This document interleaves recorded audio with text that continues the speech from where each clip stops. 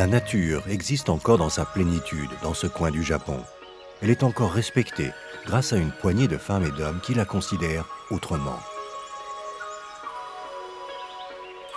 Sans eux, ces rivières et ces forêts auraient dû subir l'impitoyable règle de la dégradation au nom du progrès économique du pays.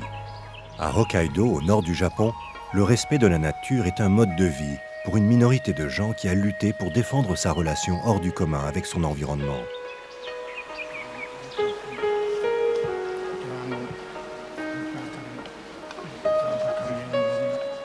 Les Aïnous vivent à Hokkaido depuis 10 000 ans. Ils affirment que cette nature est un don des dieux.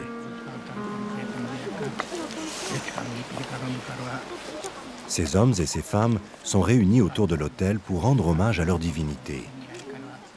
Ici, tous les éléments de la nature sont des formes que les dieux ont empruntées pour aider les hommes, pour partager leur vie.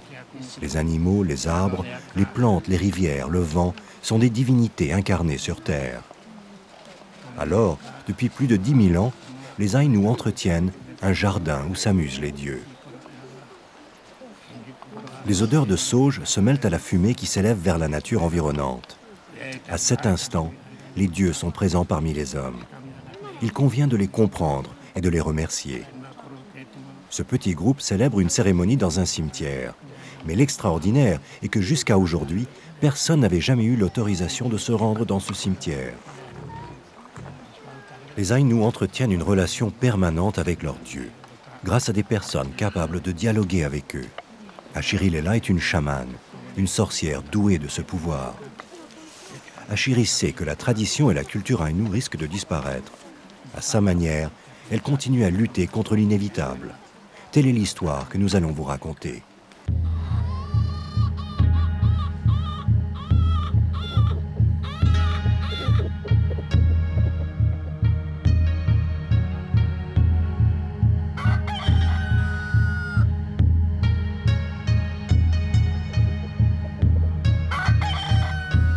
800 km à peine séparent Tokyo du village de Achiri. Avec de modestes moyens, la petite communauté contribue à la pérennité de la culture aïnou, malgré les coups de boutoir de la civilisation japonaise, qui de tout temps a tenté de mettre un terme à l'identité de son peuple.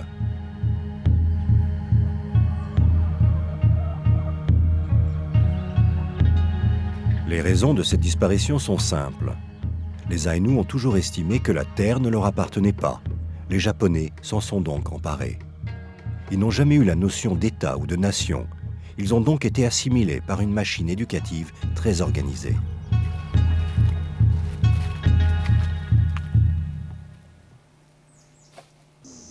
Aujourd'hui, 25 000 personnes se déclarent Aïnous à Hokkaido. Mais très peu sont ceux qui le disent ouvertement. Il fut un temps pas si lointain où être Aïnou signifiait honte et infériorité. Achiri a décidé de vivre autant que possible en autarcie, de la manière la plus proche de celle de ses ancêtres, en n'ayant recours qu'à des produits naturels ou biodégradables. Elle habite une maison à peine chauffée, ne dispose pas d'eau courante, mais cela ne pose guère de soucis. Achiri a 8 enfants, qui ont entre 9 et 16 ans. Ils sont tous d'origine aïnou. Achiri les a adoptés, ils sont orphelins, enfants battus ou abandonnés.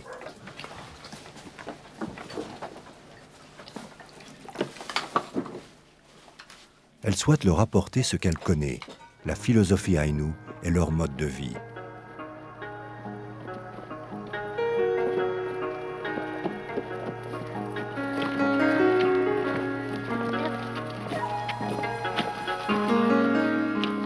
Les enfants trouvent une paix qu'ils n'avaient pas auparavant. Avant, ils habitaient un peu partout au Japon.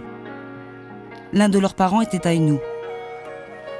Mais dans la société japonaise d'aujourd'hui, il existe encore des discriminations terribles envers le peuple aïnou. Certains aïnous supportent mal ce racisme, à peine dissimulé. Certains parents ne l'ont pas supporté. Ils ont choisi la fuite ou même le suicide. Alors j'ai décidé d'adopter ces orphelins. Beaucoup de gens nous aident.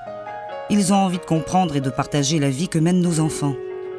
Les adultes aussi ont parfois besoin de se ressourcer.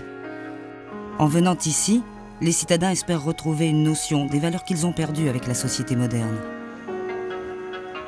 La base de la vie de la petite communauté repose sur la récolte des fruits, des légumes du potager.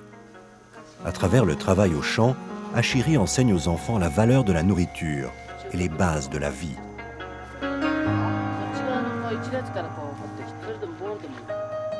Les enfants apprennent à vivre en tant qu'Aïnou des temps modernes, en pleine nature. Ici, ils retrouvent leur propre identité et la confiance en eux.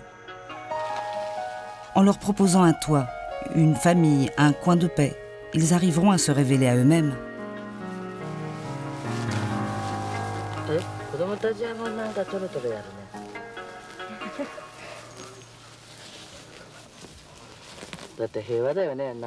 En leur faisant manger le fruit de leur propre récolte, ils réalisent que la nourriture est à l'origine une matière vivante.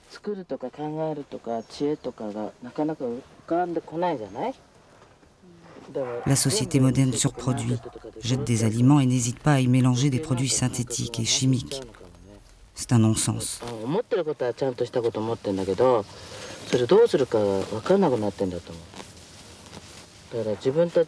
Pour les enfants, le potager c'est un jeu. La société d'aujourd'hui est trop riche. C'est la paix qui crée cette situation. Les gens ne savent plus ce que veut dire produire la nourriture.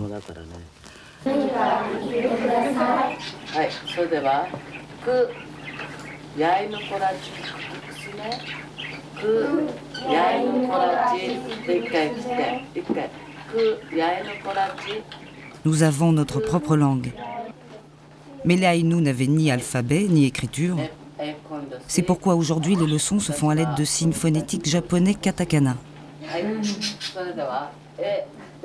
Avec la politique d'assimilation du Japon, nos enfants ont été envoyés à l'école pour suivre l'enseignement national obligatoire, ce qui leur a ôté toute chance de parler leur langue.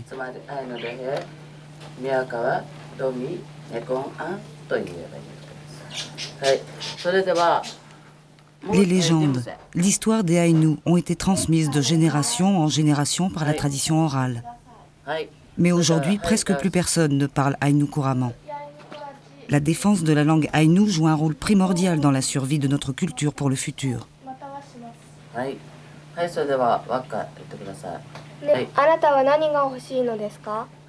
D'autres enfants de la région viennent suivre les cours pour apprendre l'Aïnou. Cette nouvelle élève s'est inscrite ici, mais elle va continuer à aller à l'école normale aussi.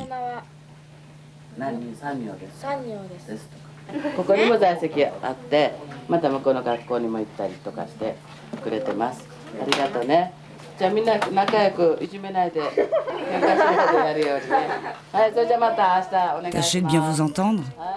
À demain, travaillez bien.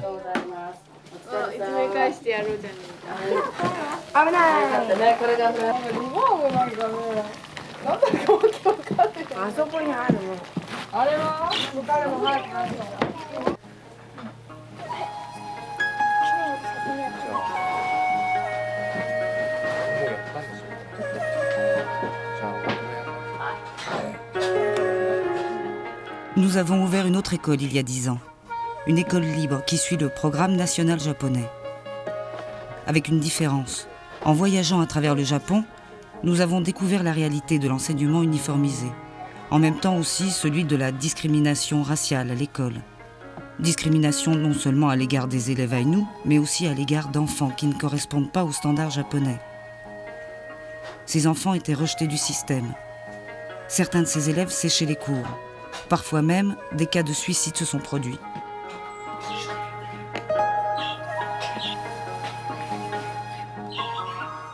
Aïnou signifie homme. Ici, les enfants grandissent au contact de valeurs humaines comme le respect et l'indulgence. L'exemple est frappant. Ces rejetés du système trouvent ici leur épanouissement, malgré leurs soi-disant différences. Reconnue officiellement, l'école attribue les diplômes de fin d'études délivrés par le directeur du lycée du village.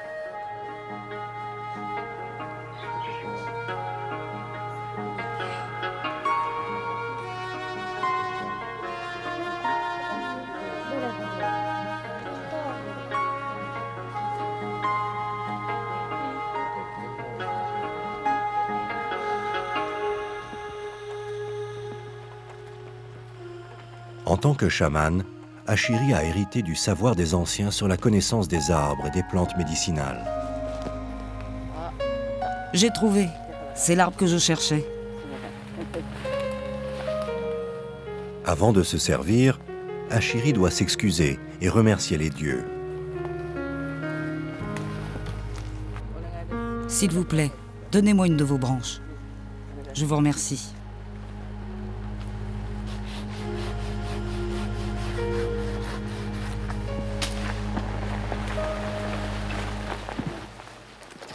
Ashiri ne prend qu'une seule branche. La règle veut que les Aïnous ne prennent que le strict nécessaire dans la nature.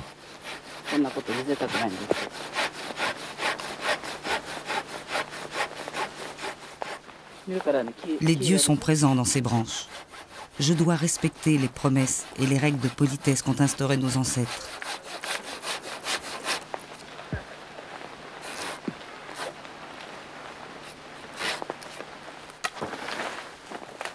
La branche coupée laisse entrevoir une chair jaune. Cet arbre contient des substances qui guérissent les maux d'estomac.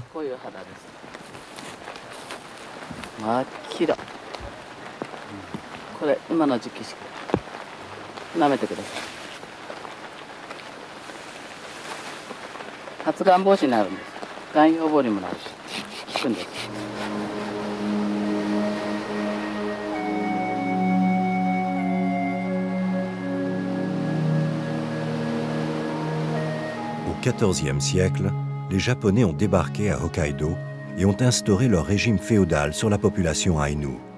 Lors de la bataille, les Aïnous furent jetés du haut de cette falaise.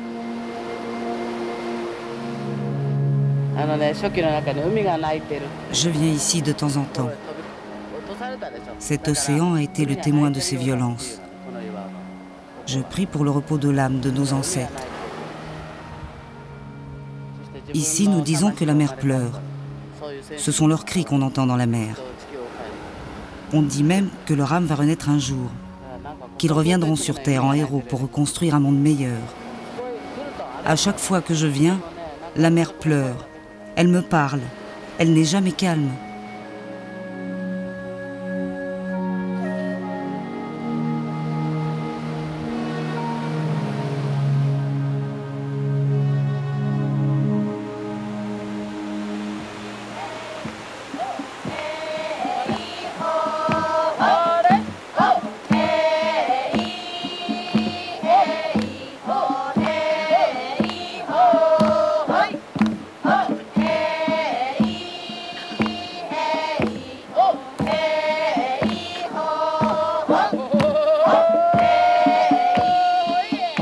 Après leur combat avec les Japonais, les Aïnous ont juré aux dieux du feu de ne plus jamais utiliser le sabre pour se battre, mais uniquement lors de danses pour la paix.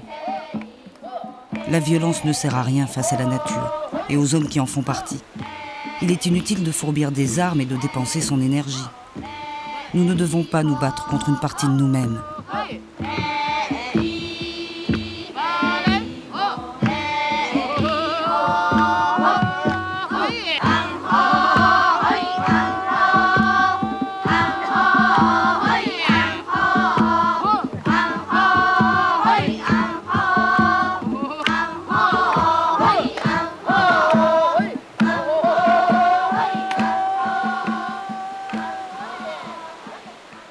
Les Aïnous ont toujours bâti leur village au confluent de deux rivières. En pêchant alternativement dans chaque rivière, ils évitaient la surpêche. Le confluent est aussi un endroit idéal pour débusquer les animaux lors d'une chasse. L'ironie du sort veut que les confluents soient à l'origine d'un danger pour les Aïnous au XXe siècle.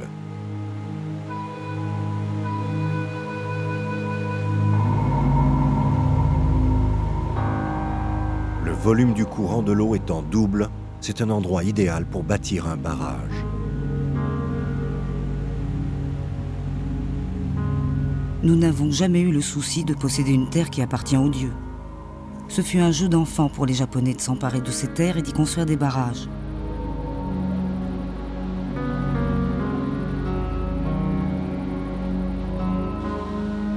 Nous ne pouvions réclamer une terre qui ne nous appartenait pas. Alors le grand barrage de Nibutani a été construit et notre rivière sacrée a été bafouée. Nous n'avions donc aucun droit ici et encore moins la possibilité de réclamer. Nous n'étions même pas reconnus comme un peuple.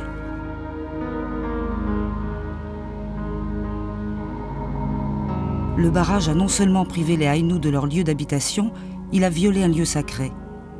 C'est une blessure qui ne se refermera jamais. Niboutani, mon village, est englouti au fond du lac de retenue.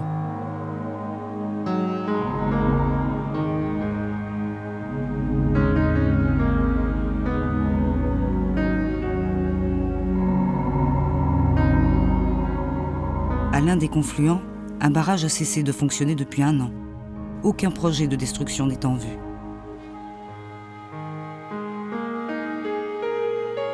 La boue s'entasse, pourrit et produit du gaz de méthane. Les saumons ne peuvent plus remonter le courant pour la ponte. Ils ont tué la rivière.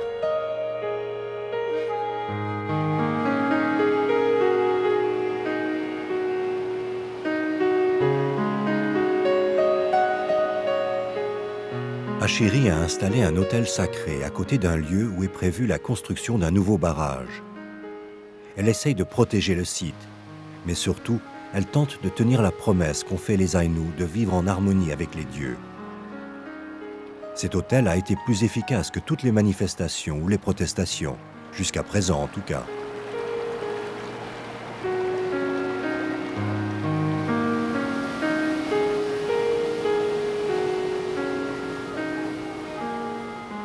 Dans la forêt, les animaux, les plantes, le vent, tout est divinité. Les Aïnous les voyaient, les ressentaient dans tout leur corps. Par leur chant et leur danse, ils exprimaient cette sensation.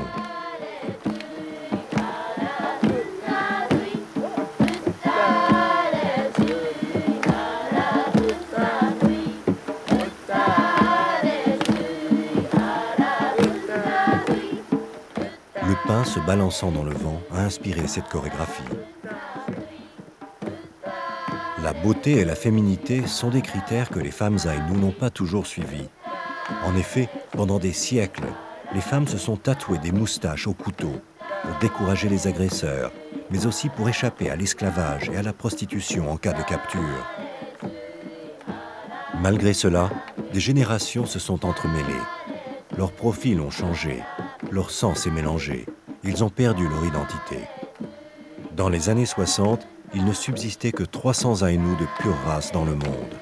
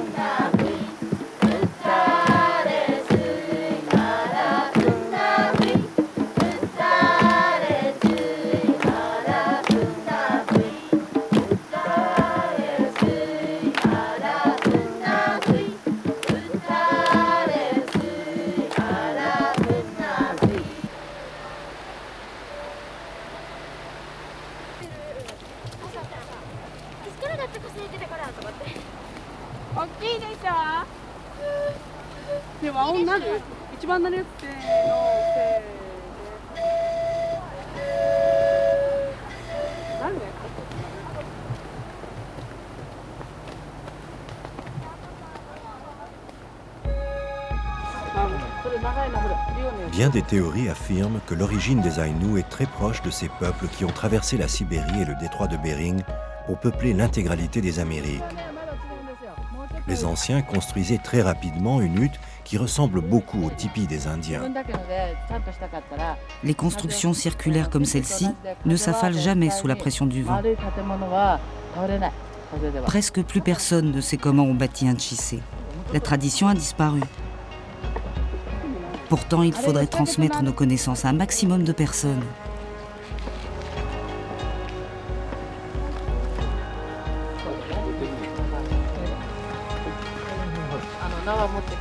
Passez-moi ce bout de corde.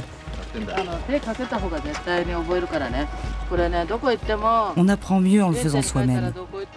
Cette méthode est la plus simple. Où que vous soyez, la nature est là pour vous aider. C'est important de savoir la domestiquer. Une ville en béton peut disparaître à tout moment. Mais si vous vivez dans la nature, vous pourrez toujours reconstruire quelque chose. La nature devient votre professeur.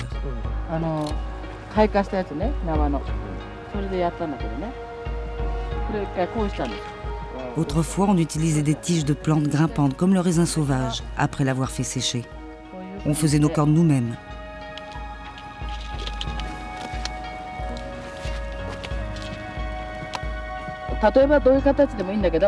Voilà.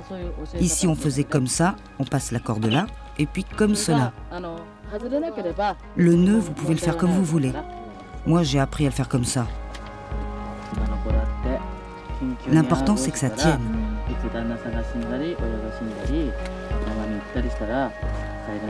Le tchissé était conçu pour la chasse et la pêche. Il nous permettait de suivre le gibier jusqu'à la mer au printemps et de remonter la rivière en automne pour pêcher le saumon.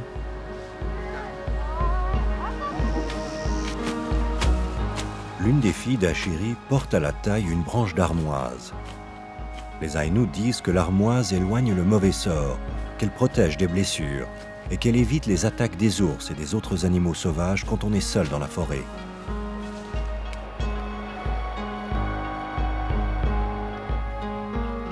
Les femmes aussi, en cas d'urgence, pouvaient bâtir une hutte comme celle-là. Imaginez que le mari meure ou qu'elle se perde dans la forêt. Eh bien, cette hutte se construit facilement, devient un abri ou un logis idéal.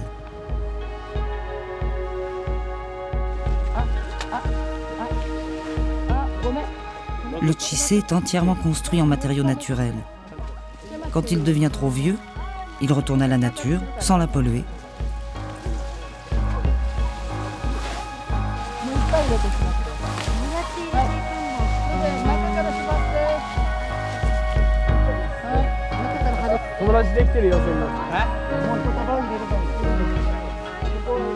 On pose le chaume sur la structure, en plusieurs couches pour éviter la pluie.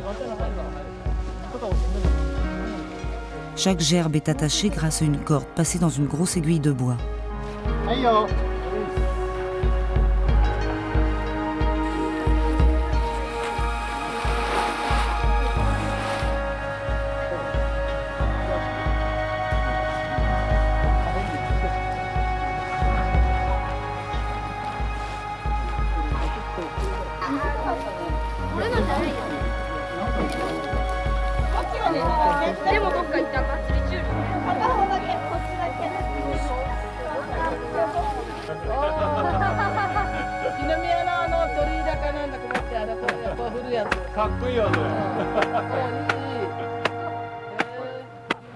Une hutte traditionnelle Aïnou vient de naître de la main des personnes d'origines diverses. Le feu est le dieu qui protège la maison. La fumée fait partir les insectes nuisibles. Le premier devoir est une prière au dieu.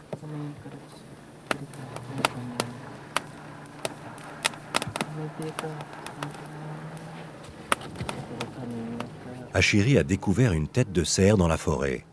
Une cérémonie spéciale doit avoir lieu. Achiri a décidé d'organiser la cérémonie du retour des dieux. Les enfants cueillent des branches d'armoise.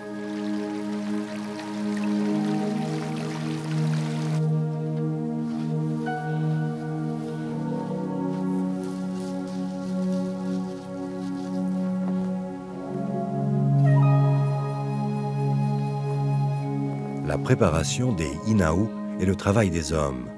C'est le bâton qui possède le pouvoir de communiquer avec les dieux. Il est fabriqué à partir de branches de saule, l'arbre le plus sacré pour les Aïnous.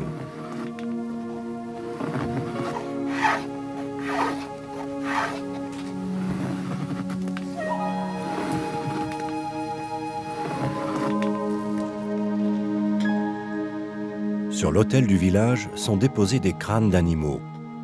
Ils sont des traces de dieux repartis vers leur monde, accompagnés par les prières des hommes.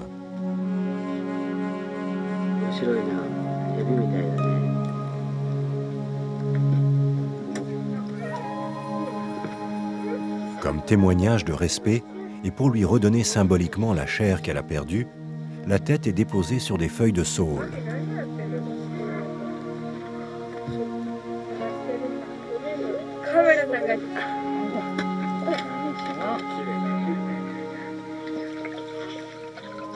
Les Aïnous ne tuent que lorsque cela est nécessaire. Ils ne sacrifient pas une vie pour autre chose que leur propre survie. Les têtes d'animaux placées sur l'autel sont donc les signes visibles du respect de la promesse faite et de leur bonne foi.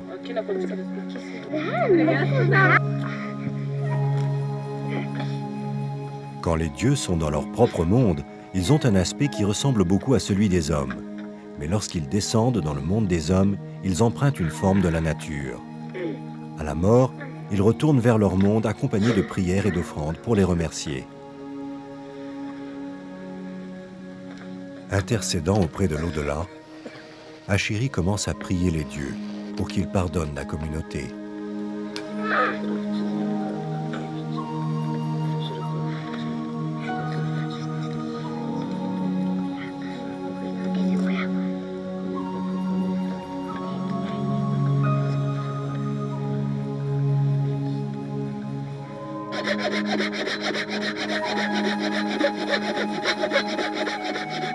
Les cornes appartiennent à un cerf mâle. On les coupe pour que le dieu puisse choisir entre une forme mâle ou femelle quand il reviendra sur Terre jouer dans le jardin des humains.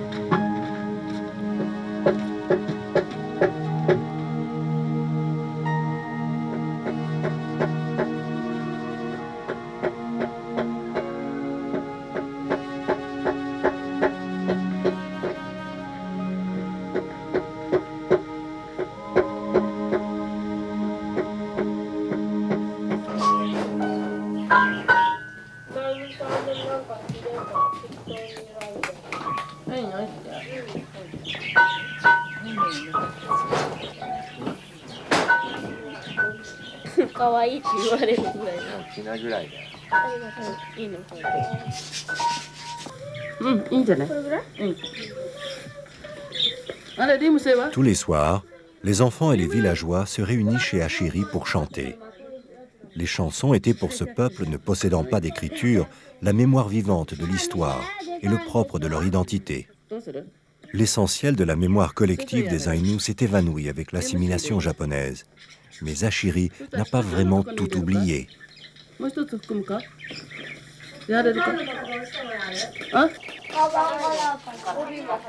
ne pouvons pas ignorer la réalité. Les hommes tuent les animaux, ils arrachent les plantes pour pouvoir vivre. Nous devons remercier les dieux de nous laisser utiliser leur chair. Et nous prions pour que leur départ s'opère dans les meilleures conditions.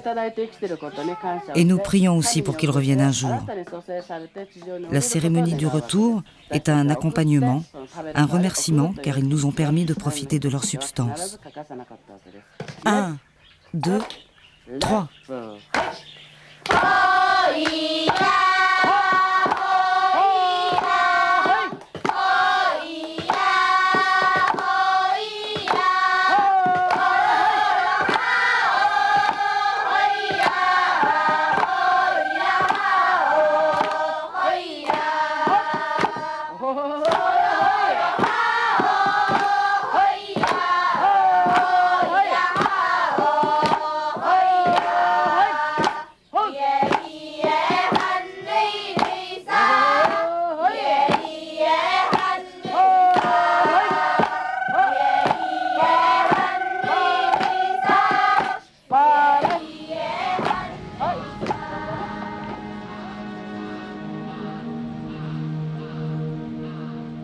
Autrefois, les chansons pour les dieux résonnaient vers les cieux à travers toute l'île de Hokkaido.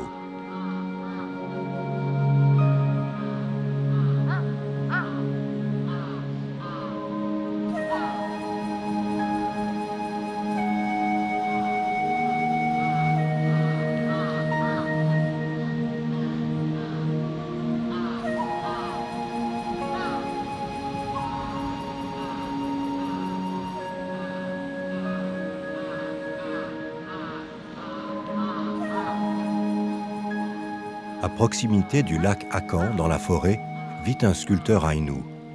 Les œuvres de Nabori Toko sont de renommée internationale. Le monde entier a été ému par ces sculptures qui, à travers la représentation des dieux des Aïnous, exposent le problème de la relation homme-nature.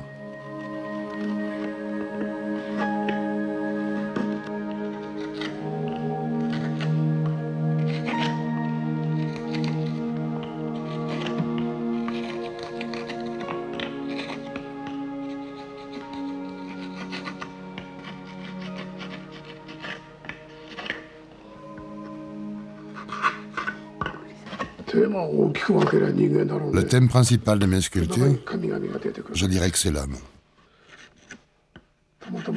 Quand je me mets à sculpter, les dieux apparaissent dans le bois.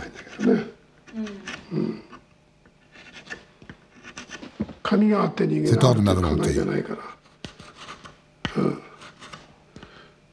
Je n'ai pas choisi de sculpter la forme des dieux. Les dieux ne sont pas le thème que j'ai choisi.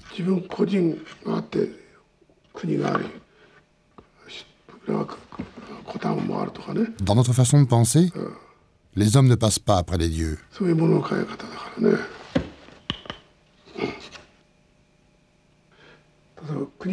y a d'abord les hommes et ensuite les dieux. Pour les Aïnous, le plus important est soi-même.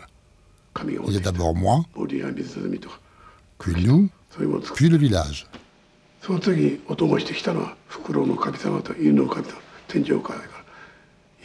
vivons dans le respect de nous-mêmes et des hommes que nous avons choisis.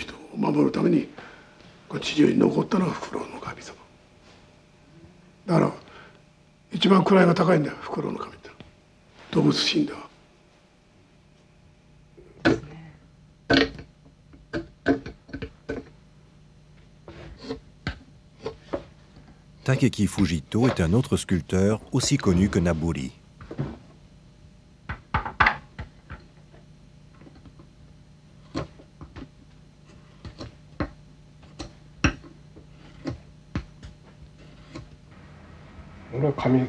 Non, je n'essaie pas de sculpter les dieux. Mais bien sûr, j'aime les ours et tous les animaux. Les Aïnous avaient beaucoup de respect pour l'ours. C'était un dieu. On le tuait et on organisait des cérémonies d'adieu pour qu'il reparte en paix. On appelait ça la fête de l'ours. Aujourd'hui, on ne tue plus l'ours, bien sûr. Mais c'est vrai que pour moi, dans ce sens-là, le fait de sculpter l'ours, on peut dire que ce n'est pas vraiment un acte pour l'accompagner, mais ça l'est un peu quand même, sans que j'en sois vraiment conscient. Moi, j'aime les animaux, les oiseaux, les poissons, les baleines, tout. J'adore les animaux et j'en ai jamais tué.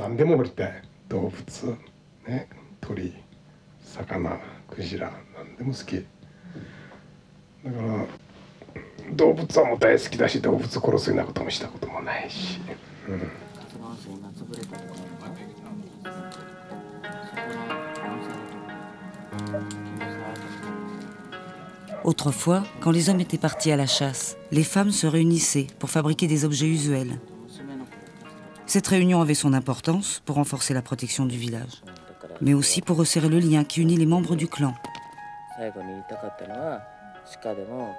Ces réunions permettaient enfin un contact direct entre générations. Les femmes pouvaient ainsi transmettre leurs connaissances aux plus jeunes.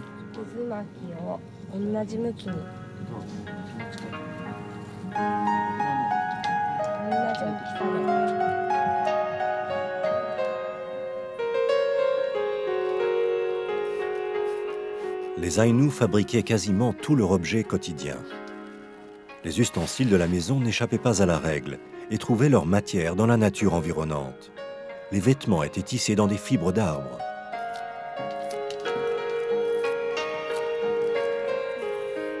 La famille d'Ashiri fabrique des objets pour la revente.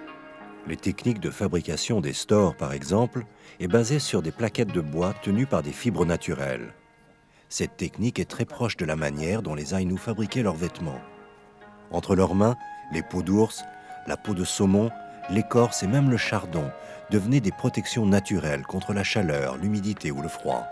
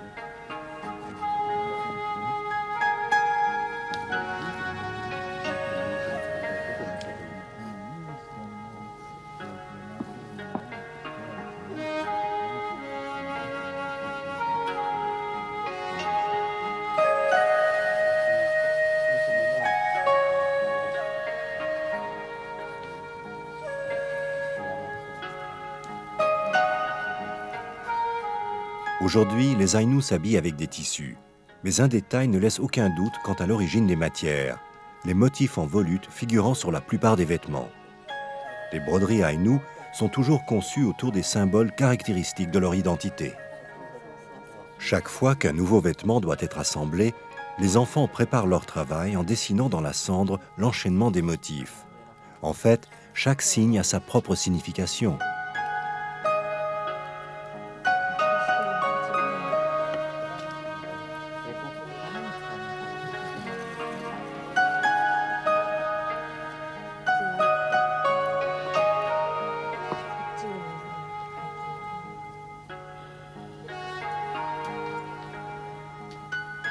Les signes Aïnous sont choisis parmi les éléments puissants de la nature.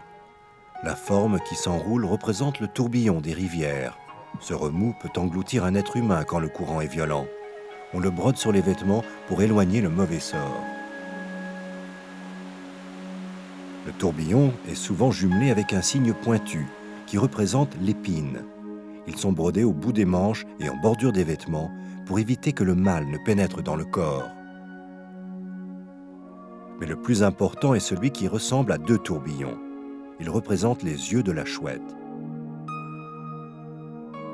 La chouette qui reste éveillée pendant la nuit et ulule quand un danger se présente. Elle est le sage de la forêt, le protecteur du village.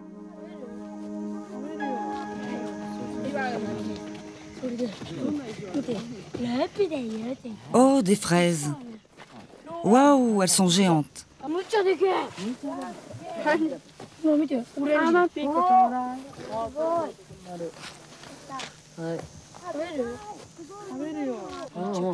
Pendant l'été, Ashiri organise des cours pour les enfants qui viennent de tout le Japon pour une sorte de stage bien particulier. Ce qu'elle préfère, ce sont les promenades en forêt. La forêt regorge de trésors.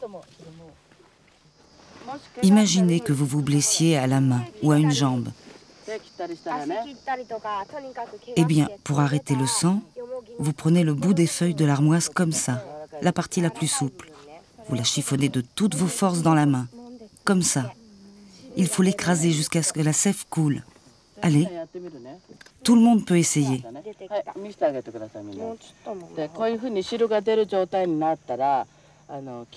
Voilà la sève, regardez bien.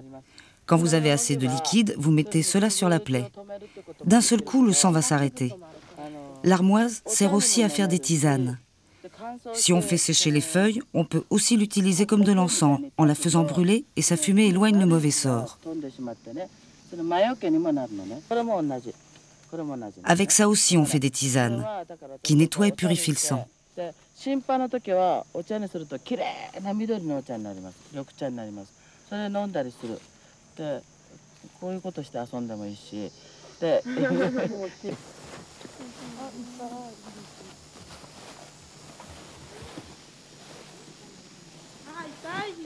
Ça, c'est du plantain.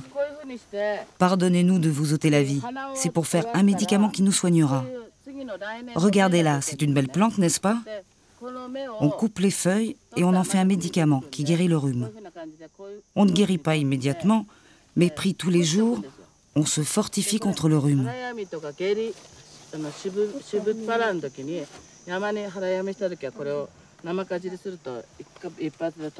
La leçon de sciences naturelles se poursuit toute l'après-midi. Achiri semble intarissable sur les plantes, les fleurs, les tiges et les racines.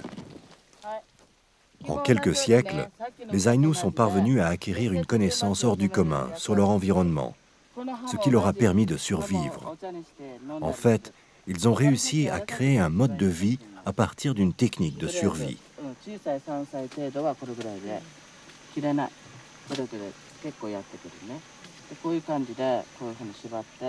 La forêt regorge de plantes qui ne sont pas uniquement pour se soigner. Cette tige de rhubarbe donne des fibres avec lesquelles on peut faire rapidement un bandeau, par exemple.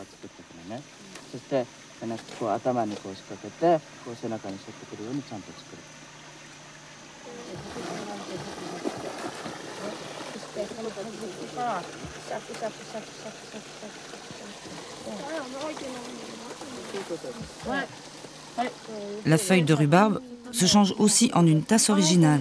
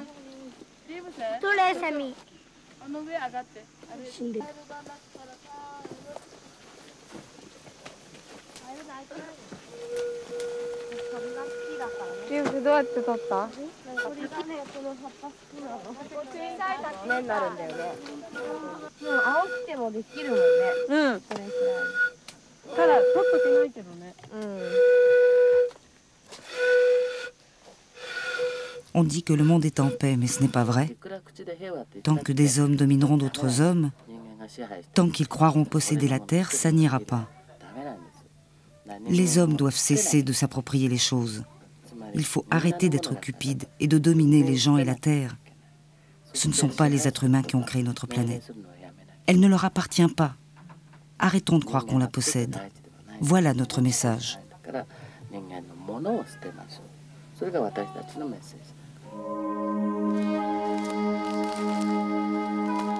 Les Aïnous avaient coutume d'enterrer leurs morts. Les tombeaux étaient faits en bois. Ceux des femmes en forme de pointe de flèche. Les cimetières des Aïnous se trouvaient dans la forêt.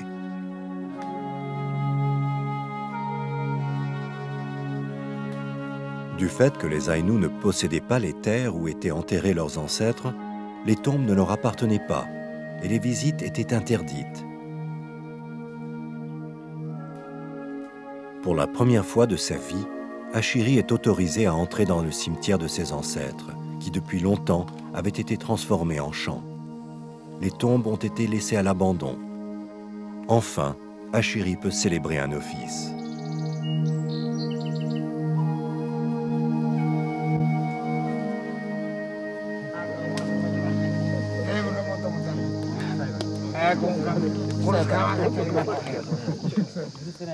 Les Aïnous furent traités en esclaves et en sous-hommes pendant des siècles par des voisins plus puissants et mieux organisés. Paradoxe étonnant pour un peuple qui n'a jamais possédé, il aura fallu des décennies pour faire reconnaître leur identité en réclamant un droit à leur terre.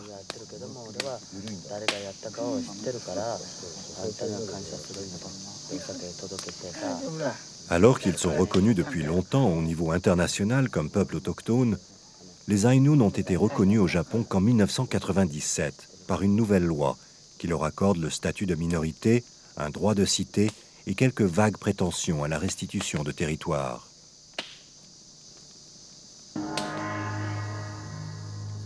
Mais quelle surface peut concéder à une population un pays qui cherche désespérément à loger ses habitants ?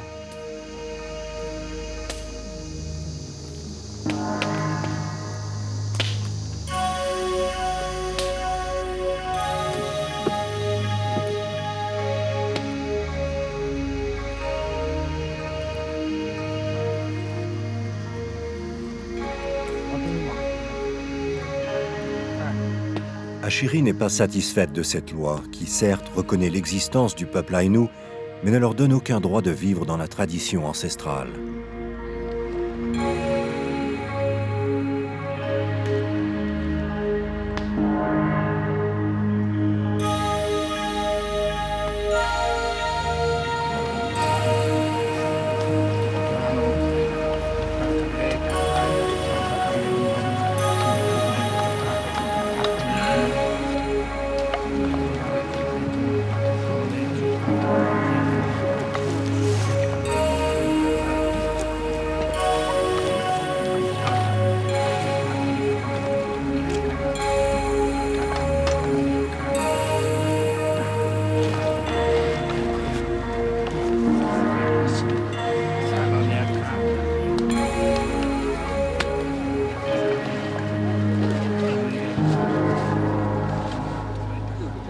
Achiri croit que la philosophie Aïnou porte en elle un message universel pour sauver la planète qui souffre aujourd'hui de cupidité, d'agressivité et de mégalomanie.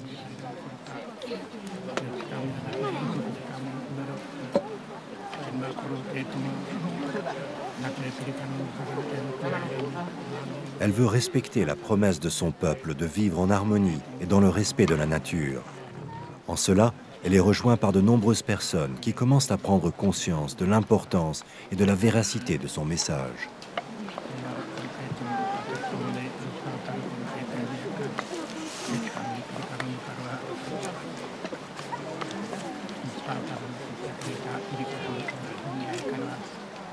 Elle croit que les dieux sont encore là, dans la nature, qu'ils sont toujours auprès des hommes pour les aider.